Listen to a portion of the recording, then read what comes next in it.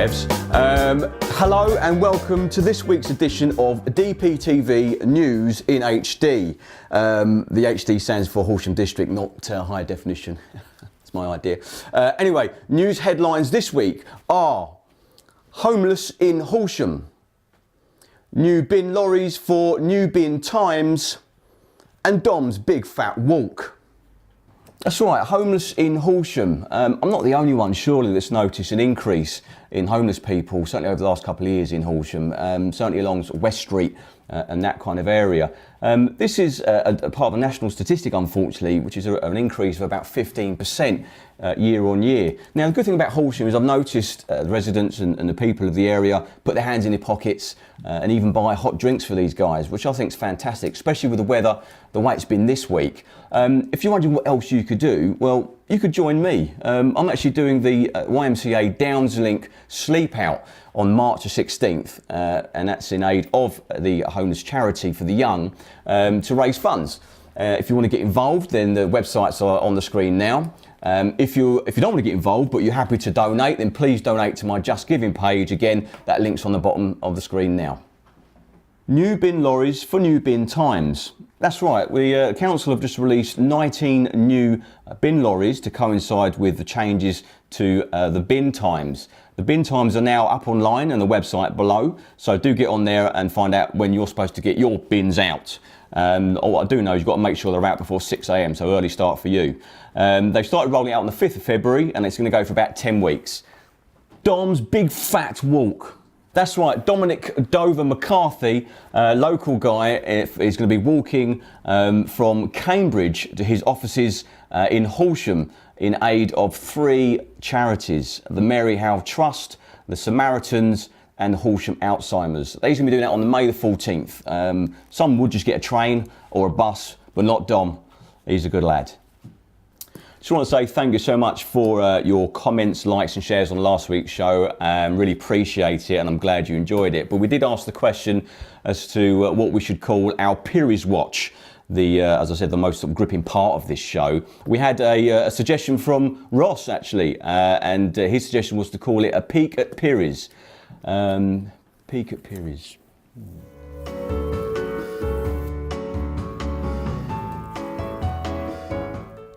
No, I think we'll keep it to Peeries Watch and we can go there live now. Okay, so here we are again. It's got the crane there with the bucket and that's turned around. That's got there. There's a massive crane there now, which is very good. Good work, yeah. Bit of mud. Fantastic. Lovely jubbly. Great stuff from Peeries. Love it. Half term. Can you believe it? Seems like Christmas was last weekend and we're already got some time with our lovely children again for a whole week. Fantastic. But don't fret, there's plenty going on in Horsham to keep us busy. Like High Places at the Pavilions. They're celebrating their 2-year anniversary already, I know.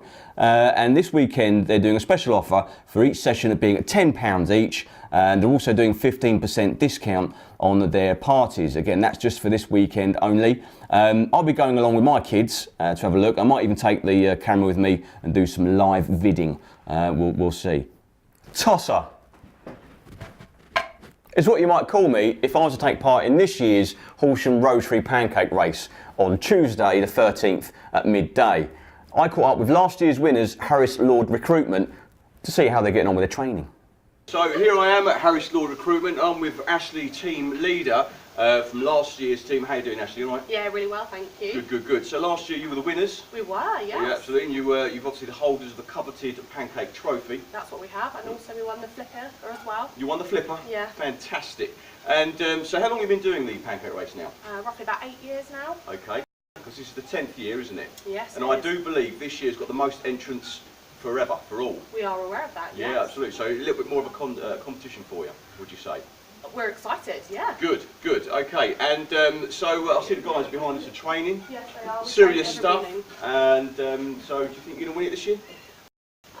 I I definitely think that we've got a very positive attitude towards the pancake race. Okay, you sound like a politician. I like your style. Well, you know, I don't want to seem as though we're sort of, you know, aggressively attacking the pancake No, race. no, okay. And, you know, at the end of the day, we are aware of more competition. Okay, good. Okay, that's fine. And who have you got in your team? What's the names you've got? So we're going to be called the Eliminators this year, exactly the same as last year.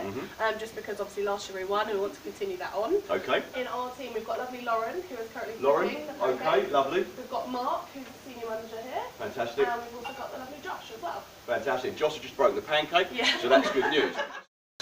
So we wish you all the best. Good luck, Thank and you. we'll see you pitch side. Excellent, look forward to it.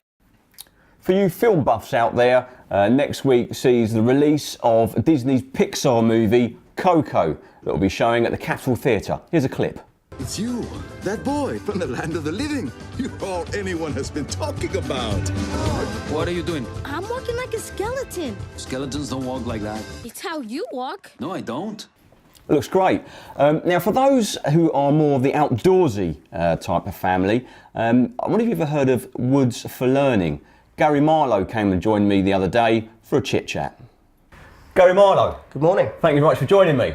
So, Woods for Learning, what's it all about? Well, we go out into the woods and we teach children how to forage, den building, shelter building, survival, things like that. Right, wonderful. And you've got something planned for next week? We have Monday, Tuesday, we've got our programme in Leechpool Woods in Horsham, where we're for under 10s. Okay. And then on Wednesday, Thursday, more the older children, we're travelling up to Buckham Park. So that's more survival. So, you know, knife work, more firework, firework. Okay, Things like that. right, wonderful. And how do you book to do that? Do you just go online? Literally online, Okay. so it's woodsforlearning.com, and yeah, it's Away you all go. the information is on there. Brilliant, Gary. Now, you mentioned foraging. You brought some bits with you today. We've already sort of planned this, so you know, because I bought some bits as well. I know a little bit about foraging. The council estate I grew up on had a bit of woodland on it, so I know exactly what I'm talking about. Fantastic. Thank you very much. Now, you bought this one. What's this all about? So this one is blackberries. Yep. So with these, you haven't got the fruit on at the moment, Okay. but with the leaves, you can pick them off, soak them in water, and then you can use them as a drink. So really good for colds and flus, especially around winter time. All right, fantastic. And this one here, I'm going to have a quick nibble on this one. Do you just literally just pick the leaf? Yeah, or... try and find a clean one that hasn't got so much mud. Yeah, all right. What do you do? Screw it up? Or... Screw it up. See, I know what put I'm it in doing. your mouth. I know what I'm doing. All right, what's that one called? So this one's called plantain. So I thought that was a Caribbean banana. it is. It's a similar sort of family. All right, taste. So what you can do with that, if you sting yourself, you can then rub it on your skin. All right. But again, it's another one good for your gut, Okay. and also colds and flus as well. Fantastic. Now this is stinging nettle. I know that. I know what stinging nettle is, and I'll just do that. Give it a rub because all the hairs go point up, don't they, Gary? They do They indeed. point up, so you can do that. Yep. Screw it up. Like that. Really good, especially in the next couple of weeks when spring's that's coming. good. So you can pick them and. Now, I know that I know what these are as well. These are sort of a truffle type thing, aren't they? So you can nibble on that. It's sort of quite nutty. So what's this piece of one here? I think that one's poodle poo. I think we better go to Russ with the sport. Cheers, Davey. Mixed results in the football this week. 2 wins for the YMCA boys, 2 losses for the Hornets. We'll start with the YM victories. It's always nice to kick off with a bit of a win. Now, they played against Broadwood Chief. 4-0 win there. Fantastic result. Hat-trick from Phil Johnson. Fantastic performance. The lads really did put in a great shift there. 4th goal coming in from Tom Gilbert. The defence was solid all game, and it really did show that the team are a force to be reckoned with this season. 3rd consecutive clean sheet as well from them there, so not bad effort at all. The other game was against Arundel on the 3rd of February, a 1-0 victory, meaning 7 wins from 8 games. Again, absolutely brilliant. But that victory actually put them top of the table, a point clear of Haynes Heath, whose game was postponed that week. It was a positive start from the lads, 5 corners in the first half, hitting the woodwork as well. Captain Ashley Dugdale scoring the winning goal, which secured the 3 points for the lads. Now onto the Hornets, as we said, not the best of weeks, 2 defeats.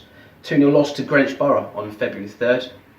It was a good performance from the guys, and people did think that we could actually force a victory there, but to no avail. Steve Metcalf and Joe Shelley not playing did mean the defence was a little bit weakened compared to how they would normally be. Now, the other match was against Pagham in Sussex Senior Cup, a 3-0 loss there, a bit heavy defeat. Unfortunate for the boys, they did really put in a strong effort, but it was unlucky that day. Keeper Josh Binfield put in a fantastic performance, and people thought with him in goal we could have kept the Pagham offence away. but it was not going to happen. 3 goals, first time after just 8 minutes, meant we got knocked out at the quarter-final stage of the competition. Now before I go, one thing of note is Dean Carden, YMCA defender, making his 400th appearance in the game against Arundel. He started with the club November 26, 2002, went on to win 2 titles with the boys as well, 2004-05 season and 2005-06 season. A loyal servant to the club who's put in tremendous efforts over the years, 45 goals scored, 18 of which are penalties. Now the club are hoping he'll get another 100 games out of him before he decides to announce his retirement. Lovely, cheers Russ, thanks for that mate. Now, it's the time we've all been waiting for, it's competition time of course, and last week's competition to win the 3 bottles of wine from the BAFTA Awards is actually still rolling, it's still going. It's going until the 18th of February. If you want to know what the questions for that were, please refer back to the programme from last week. And the email is still the same, just at the bottom of the screen here. Now, this week we've talked about half term, and that's all the family stuff and the kids and all the rest of it. But let's not forget, it's actually Valentine's Day next week. That's right, Valentine's Day. Make a note, don't forget. So this week's competition is for a meal for 2 on Valentine's night at Italian restaurant Carmela's, which is on East Street. And all you need to do is email me the answer to this question. Where was St Valentine's born? That's the country. I'm not interested in the town or the city or the street. Put that answer on an email to me, and I'll email the winner back the day before St Valentine's. Good luck.